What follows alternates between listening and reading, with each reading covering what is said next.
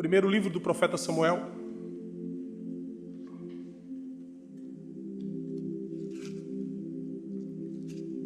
Primeiro Samuel, capítulo 1.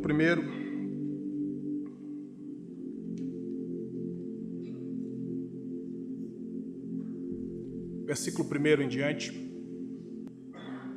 diz-nos assim: Ora, havia um certo homem de Ramataim Zofim, do monte de Efraim, e o seu nome era Eucana, filho de Jeroão, filho de Eliú, filho de Tou, filho de Zufi, um efrateu. Ele tinha 2 esposas, o nome de uma era Ana, e o nome de outra era Penina. Penina tinha filhos, mas Ana não os tinha. Versículo 6 do mesmo capítulo diz assim: E a sua adversária também a provocava severamente para afligi-la, porque o Senhor havia fechado o seu ventre. Há um tempo atrás, eu vi e ouvi uma mãe que tinha recentemente perdido seu filho ser entrevistada por um canal de televisão. Essa mãe foi chamada e começaram a entrevistar, a fazer muitas perguntas.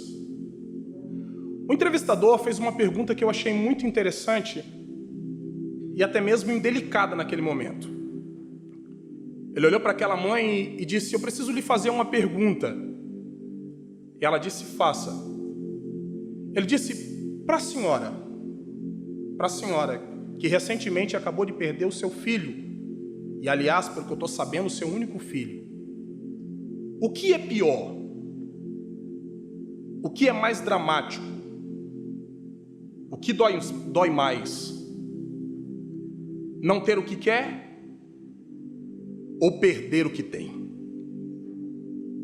Eu assistindo aquilo, eu achei aquilo um absurdo. Como alguém faz uma pergunta dessa para uma mãe que recentemente tinha perdido seu filho? Como que é pior? Para a mãe é muito provável que o pior seria para ela ter perdido o que tem, porque ela tinha acabado de perder o seu único filho. Só quem tem filho aqui sabe como é ter um filho, amá-lo, abraçá-lo, e sabe como nos faz falta, como nos dói a ausência do mesmo. Essa pergunta eu achei, sinceramente, um pouco indelicada naquele momento, mas eu me surpreendi com a resposta daquela mãe para aquele entrevistador. Ela olhou para ele e disse: Para mim, o pior não é perder o que tenho. Para mim, o pior é eu não ter o que quero. Aquele entrevistador parece que ficou assustado, olhou para ela e disse: Como? Como assim? A senhora acabou de perder um filho? A senhora não disse que é o seu único filho ou a senhora tem mais filho? E ela olhou para ele e disse: Não, eu não tenho mais filho. Era meu único filho. Seu filho ainda era menor de idade, não era menor de idade, não casou, não te deu neto. E como a senhora vem aqui e diz para nós que, para a senhora, o pior não é perder o que tem. Para a senhora, o pior não é ter aquilo que a senhora quer. Ela olhou para ele e disse: Pois bem, eu preciso lhe responder. Infelizmente, ou felizmente, Deus levou meu filho. Deus me deu um privilégio, ainda que por um curto espaço de tempo, de ter um filho. Eu vi ele nascer, pude segurar ele no colo, mas Deus resolveu, ainda na sua adolescência, perto da sua juventude, levá-lo. Deus decidiu assim. Então, para mim, o pior não é perder o que tenho, ainda que eu tenha perdido meu filho. Para mim, o pior é eu não conseguir ter aquilo que eu desejo. Ele olhou para aquela mãe e disse: E o que a senhora deseja ter e não consegue ter? Ela disse: Eu queria ter meu filho de volta. Eu queria que ele estivesse vivo. Eu queria ter ele aqui comigo. Então, o pior para mim não é perder o que tenho. O pior para mim é não ter o que quero. Isso é muito interessante, porque na Bíblia Sagrada, a Bíblia narra-nos a história de uma mulher que não tinha aquilo que ela queria. E isso é frustrante, irmãos. não ter o que queremos é frustrante. Quantos aqui fazem faculdade? Estão estudando ou já estudaram? Quantos aqui desejam ter um futuro promissor? Estão batalhando para isso? Então você sabe como é frustrante você estudar. Por exemplo, fazer direito e não conseguir advogar. Não conseguir passar num concurso público. Fazer educação física e não conseguir dar aula. É frustrante. Esses dias eu parei um amigo que, infelizmente, está afastado da casa de Deus. E eu perguntei para ele, o que te fez sair da casa de Deus? O que fizeram para você sair da casa de Deus? Ele olhou para mim e disse, William, eu sou uma pessoa muito frustrada. Eu disse, frustrada? Eu lhe conheço. Eu via como Deus lhe usava. Eu via como as pessoas gostavam de você. Você era amado, camarada. Ele disse, eu sou frustrado, William. Eu fiquei anos na igreja e não consegui alcançar aquilo que eu sempre desejei. Por isso, somente por isso, eu me afastei da casa do Senhor. E hoje eu não quero nem saber mais de igreja. No meio do caminho eu fui pensando e cheguei a uma conclusão que é muito frustrante. Você lutar e não conseguir alcançar aquilo que você deseja. Ana era uma pessoa que estava passando por esse processo. A Bíblia mesmo mostra que Ana queria filhos, só que ela não tinha. Então ela era uma mulher que não conseguia alcançar aquilo que ela queria. E para Ana, isso era frustrante. Para Ana, na vida de Ana, isso lhe machucava, lhe fazia chorar. A Bíblia mesmo diz que Ana não tinha filhos. Entenda uma coisa, Ana não tinha filhos, não porque não queria. Ana não tinha filhos porque não podia. O que mais me chama a atenção, quando eu falo me chama a atenção, é porque me chama a atenção mesmo. É que Ana não tinha não porque não queria. Ana não tinha porque não podia. E não podia porque Deus havia fechado a sua madre. A gente está acostumado a ouvir de um Deus que possibilita as coisas para nós. A gente está acostumado a ouvir falar de um Deus, a gente costuma ouvir isso, que vai tirar lá o nosso processo, lá do último lugar, e vai colocar na frente. Que vai fazer o juiz lembrar da gente. A gente está acostumado a ouvir falar de um Deus que vai nos curar, que vai possibilitar, que vai abrir a porta. Mas esse mesmo Deus, em vez de abrir a madre de Ana, fechou. Em vez de possibilitar, impossibilitou. Você sabe melhor do que eu que nós não lidamos muito bem com porta fechada. Quem é aqui que gosta de porta fechada? Quem é aqui que está desempregado e está gostando?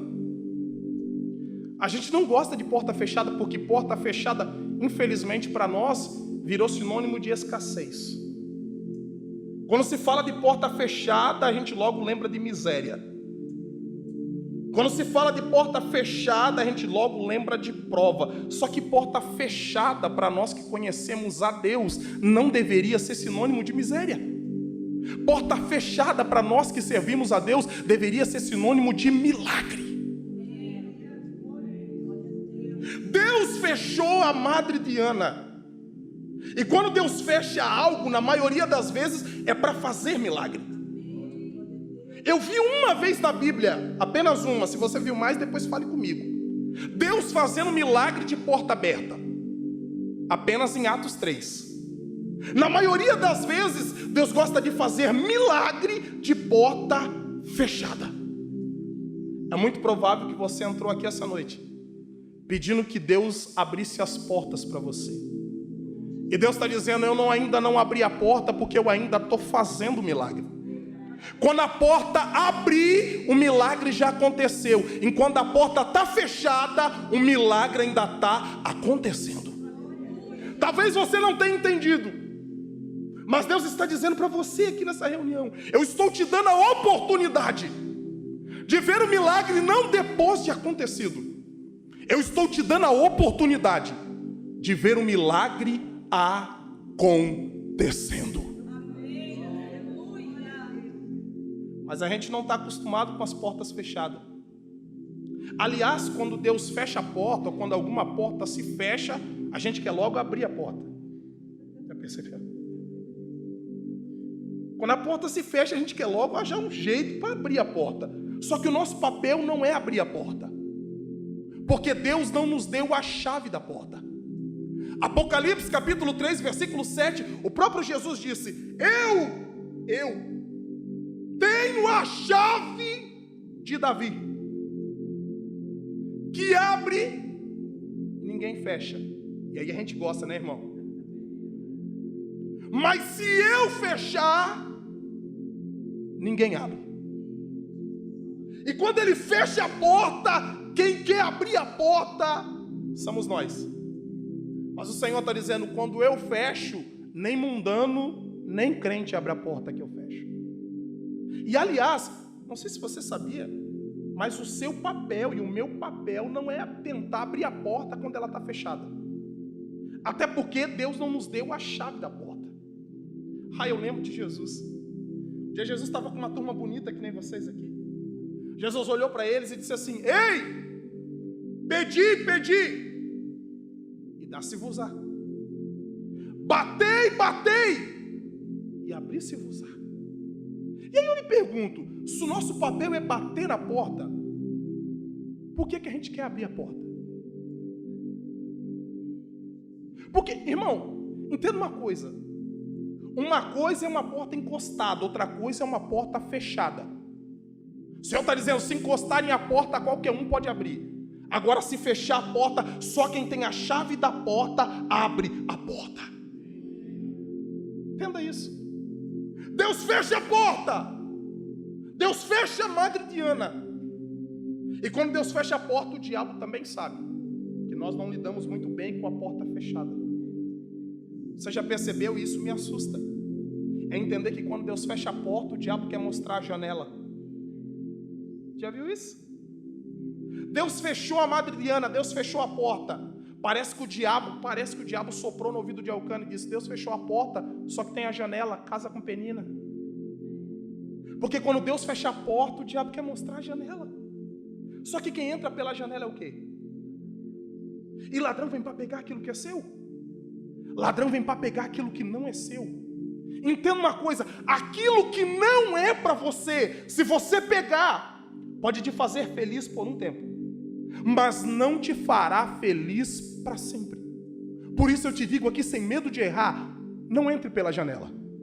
Ainda que a janela esteja te chamando a atenção, ainda que a janela seja sedutora, porque ela está aberta, o Senhor está dizendo: fica na porta, batendo na porta, porque eu tenho a chave da porta, e a qualquer momento eu posso abrir a porta para você.